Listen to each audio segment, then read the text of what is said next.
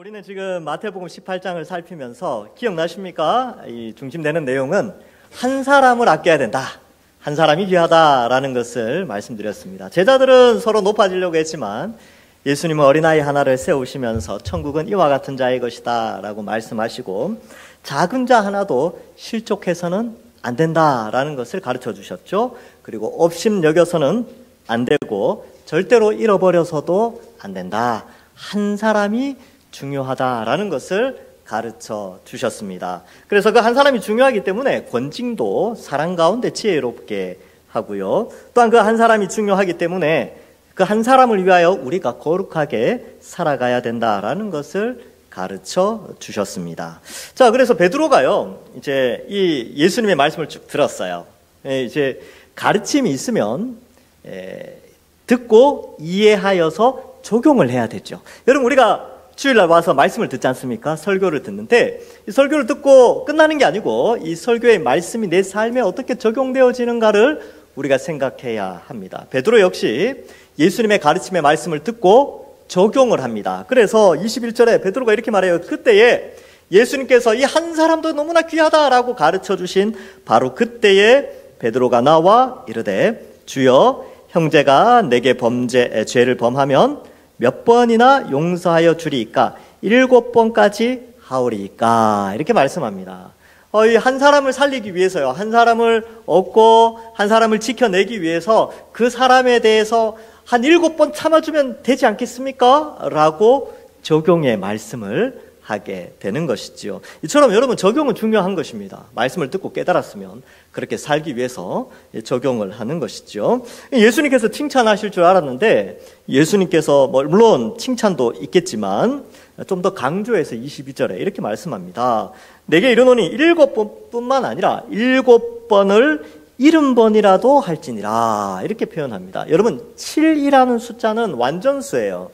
그래서 베드로의 입장에서는 7번 정도 용서하면 완전히 용서해 주는 거다라고 생각을 하고 이야기를 했는데 예수님은 그래, 7번 하는데 거기에 70번을 더, 70번을 더 해야 된다. 곱셈을 하면 490번 있죠. 이 표현은 490번 용서해라 이런 뜻이 아니고 죽을 때까지 평생 용서하면서 살아야 된다라고 말씀하신 것입니다. 그래서 예수님께서 이제 23절에 천국은이라고 하며 천국의 원리, 예수님으로 말미암아 하나님 나라가 이 땅에 임하였는데 이미 임한 하나님 나라, 그 천국의 백성으로서 어떻게 살아가야 되는지에 대한 원리를 비유를 통하여서 이 천국을 설명해 주고 있습니다. 자, 거기에 보면 천국은 그 종들과 결산하려 하던 어떤 임금과 같다라고 하며 24절에 결산할 때라고 표현되어져 있지요. 여러분, 우리가 다 하나님 앞에 결산할 때가 있습니다. 언제 결산하겠습니까? 주님 만났을 때겠죠. 그죠? 언젠가 결산할 때가 있고 저도 그렇고 여러분들도 그렇고 이제 그렇게 길지 않습니다. 조금 많이 남으신 분들은 한 50년, 한 40년 이렇게 남아 있으시겠지요. 결산할 때가 있어요. 우리만 그런 게 아니라 사실 80억 전 세계 인류가 다 하나님 앞에서 결산할 때가 있습니다. 사람들은 잘 몰라요. 근데 우리는 이제 성경 말씀을 통해서 알고 있죠. 아하, 결산할 때가 있구나. 하나님 만나서 결산할 때가 있구나라는 것이지요. 자, 이제 그 결산할 때에 보니까 10,000달란트 빚진 자 하나를 데려오매, 이렇게 표현합니다. 여러분, 여기 10,000달란트라고 되어 있는데 달란트 앞에 번호가 하나 새겨져 있어요. 1번 이렇게 되어 있는데 그 밑에 보면 금, 은의 중량 이렇게 되어져 있습니다. 금의 중량으로 많이 해석을 하게 되는데 10,000달란트가 몇 킬로그램이냐 하면요, 이게 무게 단위인데 금 34kg입니다. 34kg. 한 돈이 3.7 얼마죠, 그죠? 그람으로. 그러니까 제가 이제 금요일 날 1g이 얼마인지 찾아봤어요. 금 1g 107,970원. 1g이 그래요, 1g. 그러면 1kg은 1000g인데 1달란트는 34kg이니까 하여튼 그렇습니다. 양이 꽤 많이 돼요. 꽤 비싸죠. 그래서 돈으로 계산을 해봤는데 얼마 정도 될까라고 생각해봤는데 1달란트는 34kg 금은 36억 7,098만 원인데요. 1만 달란트니까 곱하기 만을 하죠. 그러면 36조 7,098억입니다. 36조. 감이 잡히십니까? 36조. 빚을 졌는데 36조 7,098억을 빚졌대요. 갚을 수 있습니까? 없습니까? 못 갚죠. 로또 연속 몇 번을 해도 못 갚습니다. 예. 이거는 불가능한 금액이지요. 근데 사실 우리가 전 인류가 80억 인구가 하나님 앞에서 바로 1만 달란트 빚진 자입니다. 해결할 수 없어요. 이걸 이제 죄의 무게로 생각을 하면 우리가 지은 죄, 하나님을 반역하여 지은 죄는 용서받을 수가 없고 우리가 그 죄의 문제를 해결할 수가 없습니다. 그래서 25절에 보면 갚을 것이 없는지라라고 되어 있는데 이것이 우리 인류에 대한 표현이에요. 죄의 문제, 죄의 무게, 하나님 앞에 죄의 무게를 해결해야 되는데 그걸 해결할 능력이 없는 것이지요. 그래서 어떻게 됩니까? 그 몸과 25절에 보면 그 몸과 아내와 자식들과 모든 소유를 다 팔아 갚게 하라. 몸을 판다는 것은 이제 노예로 팔려가는 것인데 자기 자신만 팔려나가는 건 괜찮아요. 저도 저 때문에 내가 어떻게 되는지는 상관이 없는데 아내와 자식들, 어린 자식들이 팔려나간다 생각해보면 가슴이 찢어지죠. 가진 거 다 몰수당하게 됩니다. 그리고 아주 비참하게 사는데 그것으로 끝나는 게 아니라 계속 갚아나가야 되는 것입니다. 비참한 인생이지요. 이 죄의 무게로 말미암아 그 죄의 형벌이 어떻게 주어지냐면 아주 비참한 결과를 가지고 온다는 것입니다. 여러분, 이 세상에는 이 죄 문제를 다 가지고 있어요. 하나님 앞에 1만 달란트 빚진 자가 아닌 사람이 없습니다. 다 이 죄를 가지고 있지요. 시편 14편 1절부터 3절에도 어리석은 자는 그 마음에 이르기를 하나님이 없다 하는도다. 그들은 부패하고 그 행실이 가증하니 선을 행하는 자가 없도다. 여호와께서 하늘에서 인생을 굽어 살피사 지각이 있어 하나님을 찾는 자가 있는가 보려 하신즉 다 치우쳐 함께 더러운 자가 되고 선을 행하는 자가 없으니 하나도 없도다 라고 말씀합니다. 이 빚을 갚을 능력을 가진 자가 한 사람도 없다라는 것을 말씀하죠. 그래서 이 빚을 갚지 못하니까 어떠한 결과가 취해집니까? 아주 비참한 정말 지옥과 같은 인생이 펼쳐지게 되는 것이죠. 마찬가지로 우리가 하나님 앞에 죄를 지어서 이 문제를 해결하지 못하면 우리에겐 지옥이 준비되어져 있습니다. 아주 비참하지요. 마가복음 9장 48절과 49절에는 지옥을 이렇게 묘사합니다. 예수님께서 하신 말씀이에요. 거기에서는 구더기도 죽지 않고 불도 꺼지지 아니하느니라. 사람마다 불로서 소금치듯 함을 받으리라. 누가복음 16장 24절에는 부자와 나사로 비유를 통하여서 예수님께서 이렇게 말씀합니다. 불러 이르되 아버지 아브라함이여 나를 긍휼히 여기사 나사로를 보내어 그 손가락 끝에 물을 찍어 내 혀를 서늘하게 하소서. 내가 이 불꽃 가운데에서 괴로워하나이다. 지옥은 불이 끊임없이 타올라 사람을 괴롭히는 곳이죠. 계시록 20장 15절에도 누구든지 생명책에 기록되지 못한 자는 그 빚을 갚지 못한 자는 불못에 던져지더라. 이렇게 기록하고 있습니다. 1만 달란트를 갚지 못한 자의 비참함과 우리가 하나님 앞에 범죄함으로 말미암아 그 죄 문제를 해결하지 못하여 받을 비참함을 우리가 한번 생각해 봐야 하는 것이지요. 그러면 이 문제를 어떻게 해결합니까? 어떻게 해결해야 될까요? 그래서 26절에 보면 이 종이 엎드리죠. 엎드려 절하며 이르되 내게 참으소서 다 갚겠습니다 라고 말을 하는데 주인이 그걸 믿었을까요? 안 믿어요. 믿을 수 없죠. 왜? 36조를 어떻게 갚습니까? 근데 그 말을 믿은 건 아니에요. 근데 주인이 그 1만 달란트를 탕감해 주거든요. 왜 탕감해 주느냐? 27절에 이유가 나옵니다. 그 종의 주인이 불쌍히 여겨 이렇게 나오죠. 불쌍히 여겨 놓아 보내며 그 빚을 탕감하여 주었더니. 빚 탕감은 불쌍히 여김이에요. 그러면 우리는 어떻습니까? 우리가 하나님 앞에 죄 문제를 해결할 수가 없어요. 하나님, 내가 이 죄를 해결하겠습니다 라고 하지만 해결할 수 없다니까요. 능력이 없어요. 근데 우리가 죄 문제를 해결하겠습니다 라고 한 그 말 때문에 우리를 용서해 주신 것이 아니라 하나님의 불쌍히 여기심으로 우리를 택하여 우리의 죄 문제를 해결해 주십니다. 에베소서 2장 4절과 5절에 긍휼이 풍성하신 하나님이 우리를 사랑하신 그 큰 사랑을 인하여 허물로 죽은 우리를 그리스도와 함께 살리셨고 너희는 은혜로 구원을 받은 것이라, 이렇게 말씀하고 있습니다. 그래서 우리가 구원받은 것은 바로 하나님의 은혜죠. 그 은혜의 내용이 뭡니까? 바로 2000년 전에 성자 하나님이 이 땅에 오셔서 인간의 몸으로 오셨죠. 성육신 하셔서 우리가 받아야 될, 우리가 갚아야 될 그 죄의 형벌, 우리가 지불해야 될 그 빚을 예수님이 십자가에서 대신 죽으시고 그 지옥의 고통을 대신 받으셨습니다. 그래서 누구든지 예수님을 믿는 사람은 그리스도와 연합되어져서 죄 용서함을 받고, 우리가 십자가에 못 박힌 것으로 하나님이 여겨주시고 예수님의 의가 우리에게 전달되어져서 우리가 의인이 되어 죄 용서함, 죄의 형벌에서 면제함을 받는 은혜를 받게 된 것입니다. 그것이 바로 하나님이 우리를 불쌍히 여기신 은혜의 내용입니다. 여러분, 여기에 왜 앉아 있습니까? 우리는 다 예수님을 믿는 믿음으로 여기 앉아 있는데 그 믿음의 내용이 바로 이것이지요. 지옥에 갈 수밖에 없었는데 그 지옥의 형벌을 예수님이 나를 대신하여 십자가에서 다 받으셨구나. 너무 감사하다. 너무나 큰 은혜. 내가 지옥에 받을 그 모든 고통과 죄의 형벌을 예수님이 다 대신 탕감해 주었구나 라는 그 믿음으로 우리는 이 예배를 드리는 것이지요. 그런데 이제 이 죄 용서함을 받은 사람이 28절에 보면 그 종이 나가게 됩니다. 이제 얼마나 기뻤을까요? 그죠? 나갔는데, 눈앞에 얼마 전에 빌려준 100데나리온 빌려준 사람이 지나가는 거예요.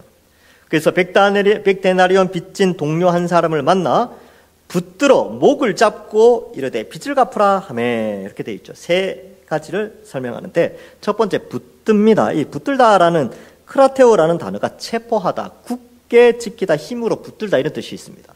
꼼짝 못하게 했다는 것이죠.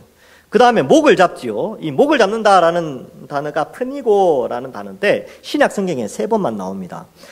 마태복음 13장 7절에는 가시 떨기 위에 씨가 떨어졌을 때 그 씨가 자랄 때 가시가 자라 기운을 막았다라는 표현을 할 때 그 기운을 막는다, 숨통을 조이다 이런 뜻이 있어요.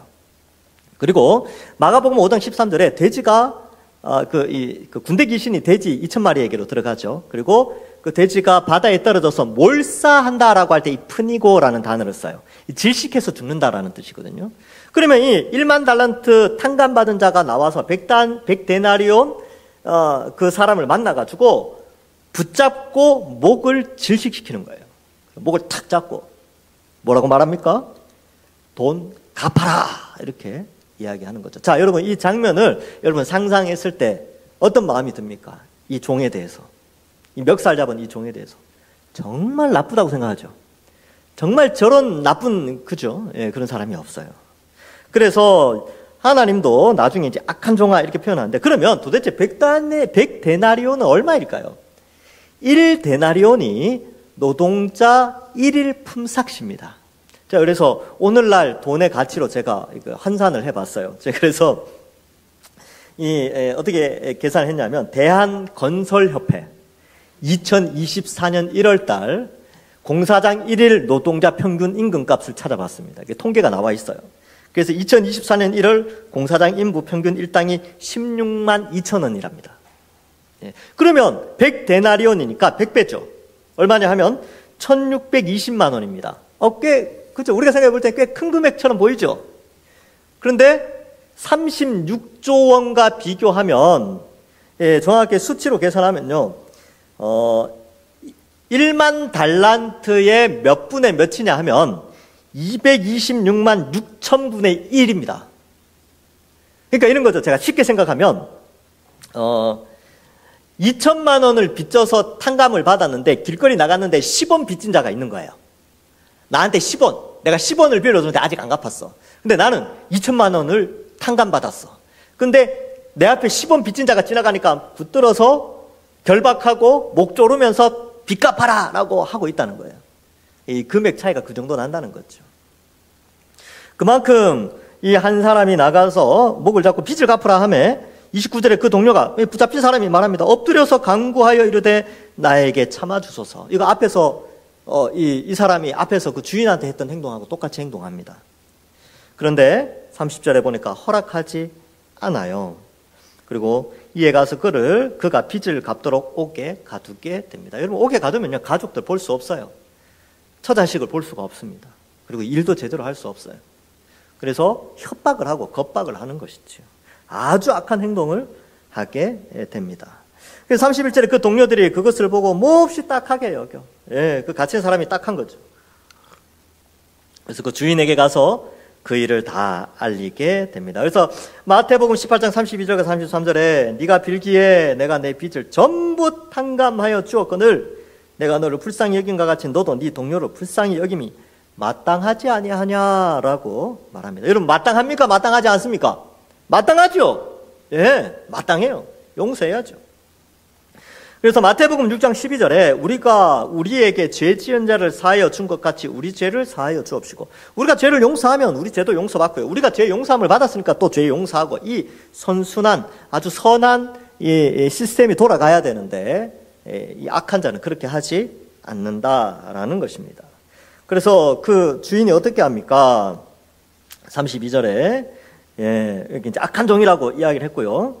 34절에 보면 주인이 노하여 그 빚을 다 갚도록 그를 옥졸들에게 넘겼다라고 기록하고 있습니다. 그래서 여러분이 그 죄를 그 1만 달란트를 탕감을 받았으면요, 그 주인의 은혜를 생각해야 돼요. 주인의 은혜. 너무나 큰 은혜를 내게 베풀어 주셨고, 그 주인에 대한 신뢰와 그 주인의 영광을 드러내야 되죠. 그 주인의 영광을 드러내고 주인을 신뢰하고 주인을 믿는다는 증거가 뭐냐 하면 10원 빚진 자, 2천만 원을 용서함 받았으니까 10원 그거 용서해 주는 거 어렵지 않아요. 탕감해 주는 거 어렵지 않습니다. 그래서 그걸 탕감해 주면 그 사람은 정말 진짜 탕감 받은 자로서 합당한 삶을 사는 것이죠.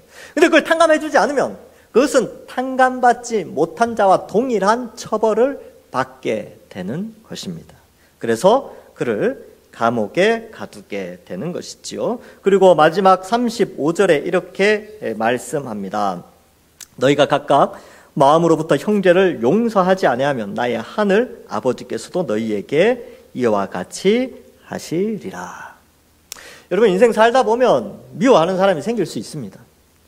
가장 가까운 가족일 수도 있고요, 또 친척일 수도 있고, 또 일주일에 한 번씩 만나지만 우리 교회 공동체 안에서도 좀 이렇게 용서해야 되나라고 할 정도로 미워지는 사람이 있을 수도 있습니다. 그리고 내게 손해를 입혔기 때문에 미운 사람도 있고요, 나와는 전혀 상관없는데 그냥 보기만 해도 미운 사람이 있어요. 그런 사람이 있을 수 있지요. 그리고 이렇게 말하기도 합니다. 내가 용서하나 봐라. 두고 보자. 내가 가만히 있나 봐라. 난 절대 용서 못해. 이런 말들을 우리 입에서 아주 쉽게 이야기를 합니다. 그런데요, 여러분, 오늘 이 말씀을 보면 우리가 어떻게 해야 되겠습니까? 지옥 형벌에서 용서함을 받았잖아요. 우리는 다 1만 달란트 빚을 탕감받은 자들입니다. 근데 우리가 우리 사이에서 일어나는 작은 일들, 내가 때로는 손해보기도 하고, 10원의 손해를 보죠. 100데나리온의 손해를 보기도 하지만, 그러나 우리가 용서함 받은 그 금액을 생각해 보면 어마어마한 금액입니다. 그러니까 인간관계 속에서 어떤 미워하는 상황이나 싫어하는 상황이 있더라도 용서해야 되지요. 그리고 이해해 줘야 합니다. 아, 그래, 그럴 수도 있지. 그래, 나 같은 죄인을 하나님이 용서해 주셨는데 내가 이 정도 용서 못하겠나? 뭐 그럴 수도 있지. 나도 똑같은데 뭐, 나도 연약한데 뭐, 이렇게 생각해야 합니다. 그런데 용서 못해요. 다른 사람은 다 용서해도 내가 그놈만은 용서 못하겠어요. 나한테 얼마를 가져갔는데, 이렇게 이야기하시는 분들도 있습니다. 그러나 하나님 앞에 섰을 때 결산할 날이 있습니다. 용서하시고, 또 여러분들 마음속에 자, 한번 떠올려 보세요. 주는 거 없이 미운 사람, 아니면 내 거 가져간 사람, 아직도 안 갚은 사람, 뭐 그런 사람들 있죠. 근데 나를 때렸는데 나는 못 때린 사람, 뭐 그런 거 있죠. 억울할 때, 억울한.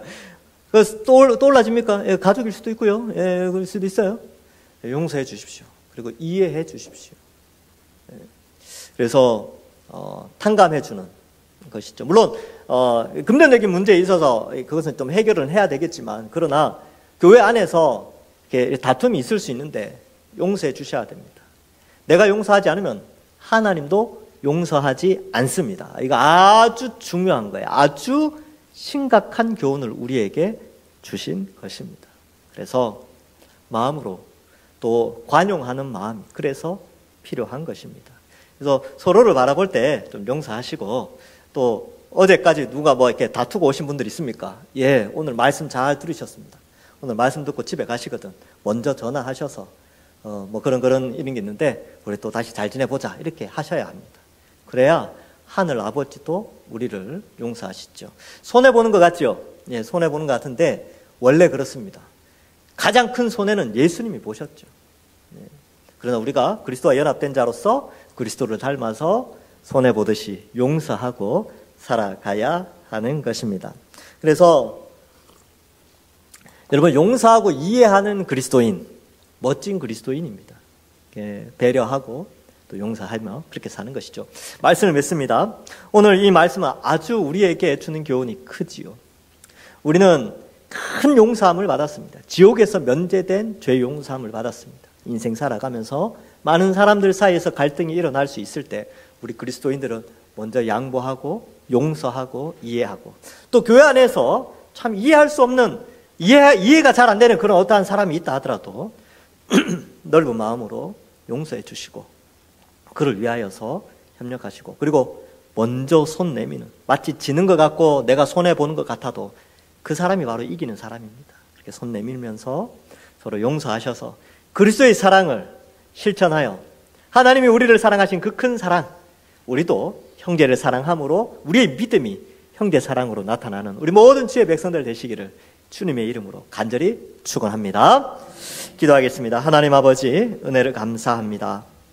1만 달란트 빚졌던 우리들이었는데 예수 그리스도의 십자가 은혜로 그 빚을 다 탕감해 주시고 하나님 자녀로 백성으로 살아가게 하시니 감사합니다. 우리도 우리 인생을 살아가면서 우리에게 빚진 자들이 간혹 있을 텐데, 우리에게 죄 지은 자, 우리에게 범죄한 자들이 있을 텐데 70번에 7번씩이라도 그 빚을 탕감해 주듯이 용서해 주고 이해해 주어서 그리스도께서 걸어가신 그 십자가의 길 우리도 함께 걸어가며 하나님의 영광을 드러내며 죄 용서함을 받은 자가 죄 용서하고 죄 용서하는 자가 죄 용서함을 받는다는 사실을 잊지 않고 관용의 마음, 용서의 마음, 이해의 마음, 사랑의 마음이 우리에게 가득 넘치게 하여 주옵소서. 감사드리옵고 예수님의 이름으로 기도하옵나이다.